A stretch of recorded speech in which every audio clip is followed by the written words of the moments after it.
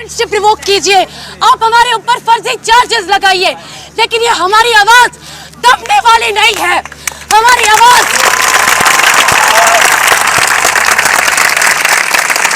आज हमारे पास कोई भी व्यवस्था नहीं है, कोई भी माइक, कोई भी लाउड स्पीकर नहीं है, लेकिन ये आवाज पहुंचेगी और ये आवाज सिर्फ जेएनयू के अंदर ही नहीं, जेएनयू के बाहर भी गूंजेगी।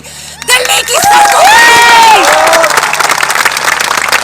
ये आवाज दिल्ली की सड़कों पर गूंजेगी और इस पूरे देश भर में जहां पर इस इंस्टीट्यूशन को, जहां पर हम लोग पढ़ते हैं, जहां पर हम लोग एक एजुकेशन हासिल करते हैं 250 रुपए में, उस इंस्टीट्यूशन को जिसको पूरे देश में बदनाम करने की कोशिश की जा रही है, उस देश भर में हमारी आवाज पहुंचेगी और गूंजेगी और इसको ले जाएगा,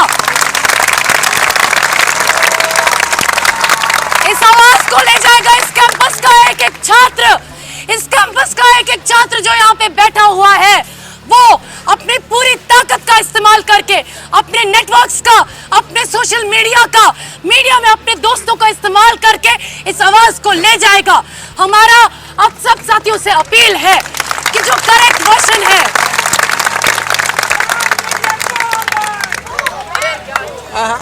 हमारा आप सब साथियों से अपील है कि अपने सोशल मीडिया प्रोफाइल्स, ट्विटर और फेसबुक के द्वारा इन सभी मैसेजेस को, सभी सच्चाइयों को चलाइए।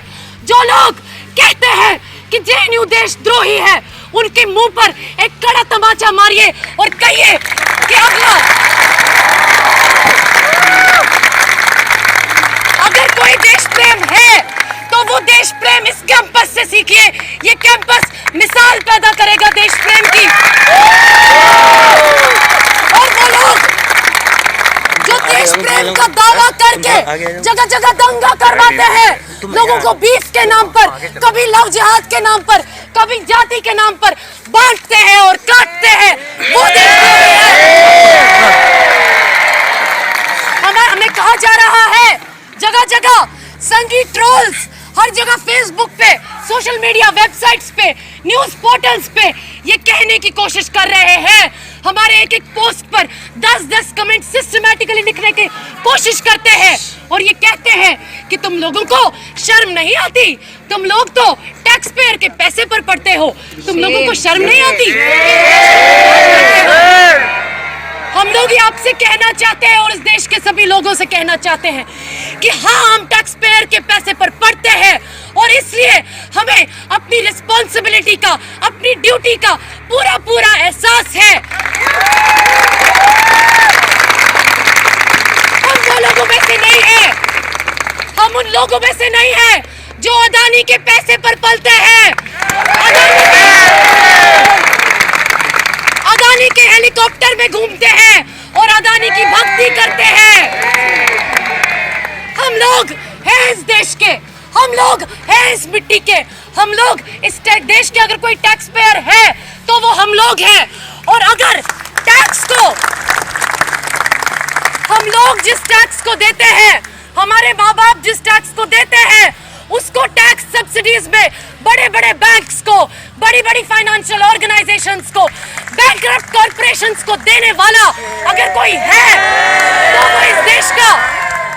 तो वो इस देश की सरकारें हैं जो नियोलिबरल रेजिम के ठेकेदार हैं, जो नियोलिबरल रेजिम के दलाल हैं और जो इस देश को बेचने की हर साजिश कर रहे हैं। ये लोग कहते हैं, हमारे प्रेसिडेंट से कोर्ट में पूछा गया, जब बिना किसी लॉयर के उनको प्रेजेंट होने के लिए कहा गया, उनको पूछताछ के लिए उठा के ले गए, कॉमरेड कन्हैया को यहाँ से उठाकर ले गए, कई घंटे तक पूछताछ के नाम पे ना जाने क्या चलता रहा और 2 घंटे की नोटिस में उनको कहा गया कि आपको कोर्ट में पेश करेंगे। उनको रिप्रेजेंट करने के लिए कोई लॉयर नहीं था। जब तक उनका लॉयर वहां तक पहुंचा, तब तक पेशी हो चुकी थी और वो जज हमारे प्रेसिडेंट से पूछती है कि भाई, तुमको किस चीज से आजादी चाहिए, तुमको किस टाइप की आजादी चाहिए। हम लोग आज उस आजादी को डिफाइन करते हैं। हमें आजादी चाहिए देशद्रोहियों से, हमें आजादी चाहिए से केवल कश्मीर और केरल नहीं, ये पूरा देश आजादी मांग रहा है WTO से, ये पूरा देश आजादी मांग रहा है जातिवाद से, उस जातिवाद से जिस जिसकी वजह से हमारे साथी रोहित वेमुला को अपनी जान देनी पड़ी। हम लोग आजादी मांगते हैं जेंडर डिस्क्रिमिनेटरी लॉज से। हम लोग आजादी मांगते हैं 377 और सेडिशन जैसे घटिया कानूनों से। हम लोग आजादी मांगते हैं armed forces special power act से। हम लोग आजादी मांगते हैं हर तरीके के शोषण से।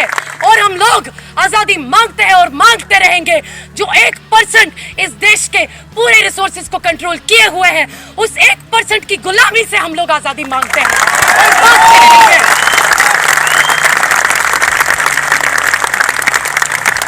एक बात को हमें स्पष्ट तरीके से समझना चाहिए और कहना चाहिए। आज कॉमरेड कन्हैया जेल में इसलिए नहीं है कि उन्होंने कोई नारा लगाया। वो जेल में इसलिए नहीं है कि उनके अंदर देश प्रेम की भावना नहीं है। वो जेल में इसलिए नहीं है कि उन्होंने आजादी मांगी। वो जेल में इसलिए है क्योंकि उन्होंने फेलोशिप का सवाल उठाया। वो जेल में इसलिए है क्योंकि उन्होंने हमारे एक साथी स्टूडेंट रोहित वेमुला के लिए आवाज उठाई। आज हमारे जो बाकी साथी हैं जिन पर सेडिशन के चार्जेस लगे हुए हैं, जिसमें हमारे जेएनयू के जनरल सेक्रेटरी कॉमरेड रामानागा भी है और भी कई लोग पर सेडिशन और क्रिमिनल कंस्पिरेसी के चार्जेस लगाए गए हैं, उन लोगों ने इसलिए उन पर कार्रवाई नहीं हो रही है कि उन लोगों ने कोई गलत बात कह दी थी। वो लोगों पर इसलिए कार्रवाई नहीं हो रही है क्योंकि वो एंटी नेशनल है। एंटी नेशनल तो जेएनयू को पंजन्यू उसी वक्त घोषित कर चुका था जिस वक्त ऑक्यूपाई यूजीसी जैसा मूवमेंट अपने पीक पर चल रहा था। ये सजा जो हमें मिल रही है, ये अपने अधिकारों के लिए खड़े होने की सजा है और इस सजा को हम लोग खुशी खुशी झेलेंगे। हमें अगर आज जेल जाना पड़ा, हमें अगर फांसी पे लटकना पड़ा, हम लोग लटकेंगे क्योंकि हमारे जो साथी शहीद हुए हैं, आज भगत सिंह एक देशद्रोही की तरह नहीं जाने जाते। आज कॉमरेड चंदू इसलिए जाने जाते हैं कि ठीक इसी तरह से आप लोगों ने, हमसे पहले आने वाले लोगों ने उनकी अध्यक्षता में, उनके नेतृत्व में इसी एड ब्लॉक को जाम किया था। और अगर हम भी इस एड ब्लॉक को जाम करते करते, सामंतवादी ताकतों से लड़ते लड़ते, रणवीर सेना जैसी ताकतों से लड़ते लड़ते और आरएसएस जैसी ताकतों से लड़ते लड़ते अगर हम लोग शहीद हो जाते हैं तो हम लोग शहीद होने के लिए तैयार हैं।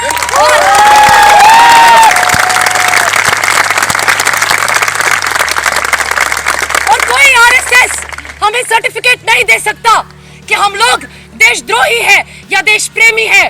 वो लोग 26 जनवरी को जब इस देश ने एक संविधान अडॉप्ट किया, उसको ब्लैक डे के तौर पर मनाते हैं।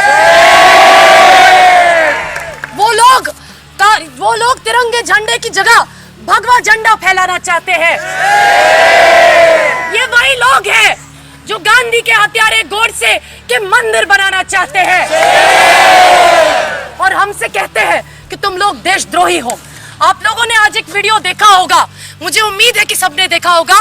ट्विटर पर आज एक टॉप ट्रेंड चल रहा था, #ABVP exposed। उस वीडियो को जरा गौर से देखिए। उसमें जी न्यूज ने उसको चलाया, पूरे टाइम चलाया और पाकिस्तान जिंदाबाद ये कहता रहा कि हमारे लोगों ने पाकिस्तान जिंदाबाद का नारा लगाया। लेकिन आज ये बात स्पष्ट हो चुकी है कि पाकिस्तान जिंदाबाद का नारा एबीवीपी के अपने एक्टिविस्ट्स लगा रहे थे। तो क्या आज उन पर सेडिशन का कानून लगना चाहिए? नहीं, हम लोग इस बात को नहीं मानते। हम लोग मानते हैं कि सेडिशन का कानून एक पावरफुल का एक इंस्ट्रूमेंट है और वो हर बार जो भी सत्ता में बैठा होता है उस इंस्ट्रूमेंट का इस्तेमाल करता है। हम लोग किसी भी स्टूडेंट पर सेडिशन का चार्ज लगाने के लिए एडवोकेट नहीं करते, भले वो स्टूडेंट एबीवीपी का हो, भले वो स्टूडेंट एबीवीपी का हो, भले वो स्टूडेंट किसी और संगठन का हो, क्योंकि हम लोग मांग करते हैं कि सेडिशन का कानून इस देश के लॉ बुक में सेडिशन के कानून की कोई जगह नहीं है। क्योंकि सेडिशन का कानून कहता है कि आपको अपनी सरकार से प्यार करना पड़ेगा। इससे पहले असीम त्रिवेदी, एक कार्टूनिस्ट, जिस वक्त कांग्रेस की सरकार थी, उन्होंने कार्टून बनाए थे और उन पर सेडिशन का चार्ज लगाया गया था। उन लोगों पर नहीं जो लोग 10-10 स्कैम कर, जो लोग 10-10 स्कैम करके विदेश घूम रहे थे उन पर सेडिशन का चार्ज नहीं लगा। हम लोग मांग करते हैं कि इस सेडिशन के कानून को इस देश की हिस्ट्री से दूर कर दिया जाए। ये सेडिशन का कानून ठीक उसी तरह से जिस तरह से सेक्शन 377 है, ये एक कॉलोनियल रेमिनेंट है, ये एक कॉलोनियल लेगेसी है। और ऐसी हर एक कॉलोनियल लेगेसी को, चाहे वो आज के जमाने के मैकॉले हो, जैसे कि हमारी स्मृति ईरानी, वो भी एक कॉलोनियल लेगेसी है। उस वक्त अंग्रेज इस देश को एजुकेशन के थ्रू कंट्रोल करना चाहते थे। आज स्मृति जी ठीक वही कर रही है। उस मनुस्मृति ईरानी को भी हम कॉलोनियल लेगेसी मानते हैं। और ऐसे हर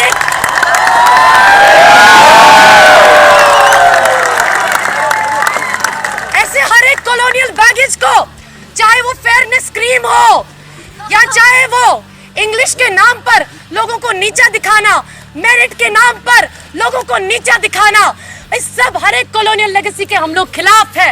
हम लोग आज इस बात को बार बार कहते हैं।